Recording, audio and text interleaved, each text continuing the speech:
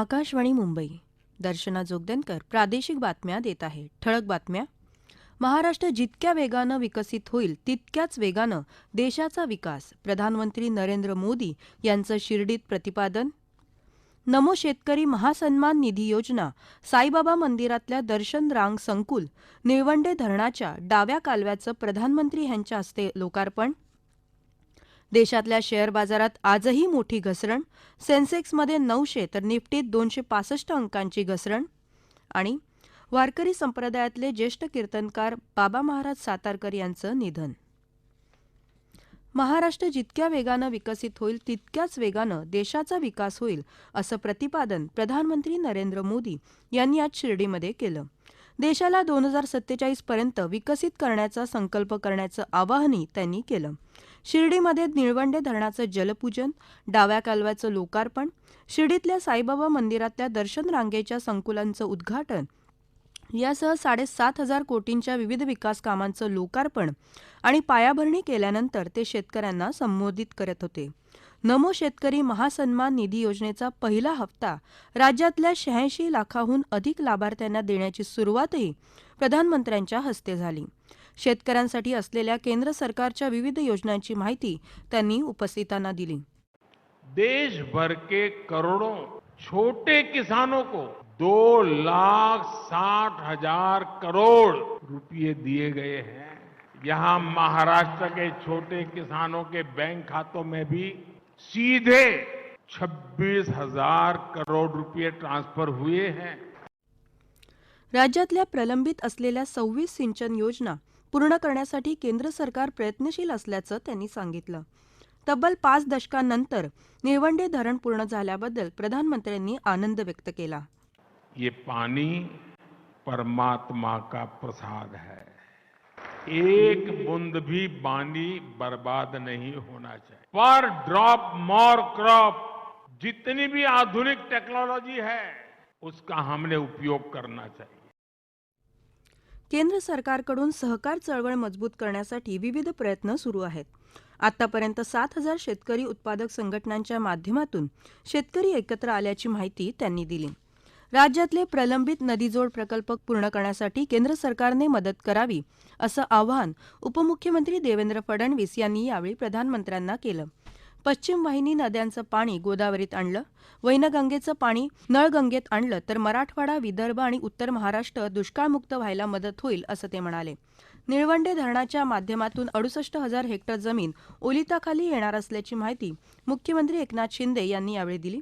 या योजना राबवणं राज्य सरकारच्या आवाक्याबाहेर आहे, त्यामुळे केंद्र सरकारनं या योजना हाती घ्याव्या असं आवाहन मुख्यमंत्री एकनाथ शिंदे यांनी केलं. प्रधानमंत्री नरेंद्र मोदी यांनी उद्घाटन केलेल्या दर्शन रांग संकुलामध्ये 10,000हून अधिक भाविकांच्या एकत्रित आसन क्षमतेसह अनेक प्रतीक्षागृह, वस्तू ठेवण्यासाठी जागा, स्वच्छतागृह, बुकिंग काउंटर, प्रसाद काउंटर, माहिती केंद्रांसारख्या वातानुकूलित कक्षांची सोय करण्यात आली आहे. निळवंडे धरणाच्या डाव्या कालव्यामुळे अहमदनगर जिल्ह्यातले 6 आणि नाशिक जिल्ह्यातल्या एका तालुक्यातल्या 182 गावांना लाभ होईल. अहमदनगर शासकीय रुग्णालयामधल्या आयुष हॉस्पिटलसह अनेक विकास प्रकल्पांचे उद्घाटन आणि लोकार्पण, कुर्डुवाडी लातूर रोड रेल्वेचे विद्युतीकरण, जळगाव ते भुसावळ दरम्यानच्या रेल्वेमार्गावर 3री आणि 4थी लाईन, राष्ट्रीय महामार्गावर सांगली ते बोरगाव विभागाचे चौपदरीकरण, इंडियन ऑइल कॉर्पोरेशन लिमिटेडच्या मनमाड टर्मिनलवर अतिरिक्त सुविधा आदी प्रकल्पांचं उद्घाटन प्रधानमंत्री नरेंद्र मोदी यांनी केलं. त्यांच्या हस्ते काही लाभार्थ्यांना आयुष्यमान कार्ड आणि स्वामित्व कार्डचं वाटप झालं. या प्रादेशिक बातम्या आकाशवाणीच्या मुंबई केंद्रावरून देत आहोत. शिवसेना आमदारांच्या अपात्रतेप्रकरणी विधानसभा अध्यक्ष राहुल नार्वेकर यांच्यासमोर आज सुनावणी सुरू आहे. गेल्या शुक्रवारी झालेल्या सुनावणीत त्यांनी सर्व याचिकांचे 6 गट करून 6 याचिकांवर एकत्र सुनावणीचा निर्णय घेतला होता. या सुनावणीचं सुधारित वेळापत्रक सादर करण्यासाठी सर्वोच्च न्यायालयानं विधानसभा अध्यक्षांना सोमवारपर्यंतची मुदत दिली आहे. मराठा आरक्षणासाठी जालना जिल्ह्यात आंतरवली सराटी इथं मनोज जरांगे पाटील यांनी सुरू केलेल्या उपोषणाचा आज दुसरा दिवस असून आजही त्यांनी अन्न, पाणी तसंच औषधोपचार घेतला नाही.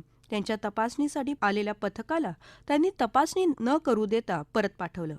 त्यांच्या आंदोलनात सहभागी होत विविध ठिकाणी सकल मराठा समाजानं साखळी उपोषण सुरू केलं आहे. मराठा समाजाला लवकरात लवकर कुणबी प्रमाणपत्र द्यावं आणि दाखल झालेले गुन्हे मागे घ्यावेत अशी आंदोलकांची मागणी आहे. गेल्या आठवडाभरापासून देशातल्या शेअर बाजारात सुरू असलेली घसरण आज आणखी विस्तारली.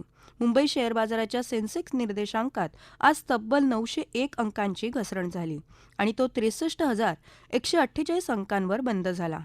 राष्ट्रीय शेअर बाजाराचा निफ्टीही 265 अंकांची घसरण नोंदवून 18,857 अंकांवर स्थिरावला. इस्रायल हमासमध्ये वाढलेला तणाव, कच्च्या तेलाच्या वाढत असलेल्या किमती यामुळे गेल्या आठवडाभरात सेन्सेक्समध्ये 3,000हून अधिक अंकांची घसरण झाली आहे. वारकरी संप्रदायातले ज्येष्ठ कीर्तनकार हरिभक्त परायण बाबा महाराज सातारकर यांचं आज पहाटे नवी मुंबईत वृद्धापकाळानं निधन झालं. ते 88 वर्षांचे होते. नेरूळ इथं राहत्या घरी त्यांनी अखेरचा श्वास घेतला. नेरूळच्या विठ्ठल रुक्मिणी मंदिरात त्यांचं पार्थिव अंत्यदर्शनासाठी ठेवलं जाणार असून उद्या संध्याकाळी 4 वाजता नेरूळच्या स्मशानभूमीत अंत्यसंस्कार करण्यात येणार आहेत. बाबा महाराज सातारकर यांचं पूर्ण नाव नीलकंठ ज्ञानेश्वर गोरे सातारकर असं होतं. त्यांचा जन्म 5 फेब्रुवारी 1936 रोजी साताऱ्याच्या नामवंत गोरे सातारकर घराण्यात झाला. त्यांनी वकिलीचं शिक्षण घेतलं होतं.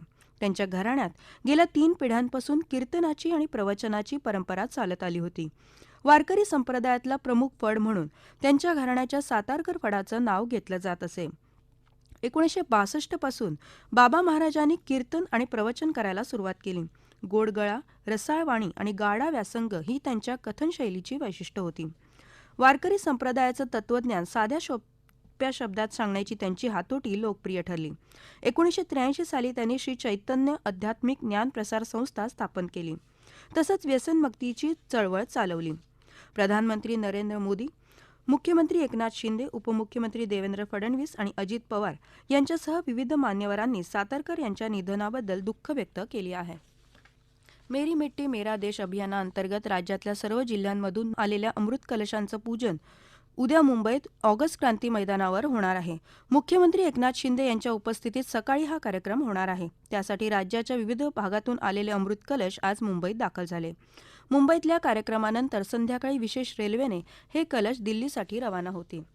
हॉंगझू पॅरा आशियाई क्रीडा स्पर्धांमध्ये भारताने 18 सुवर्ण, 24 रौप्य आणि 39 कांस्य अशी एकूण 81 पदकं मिळवली आहेत.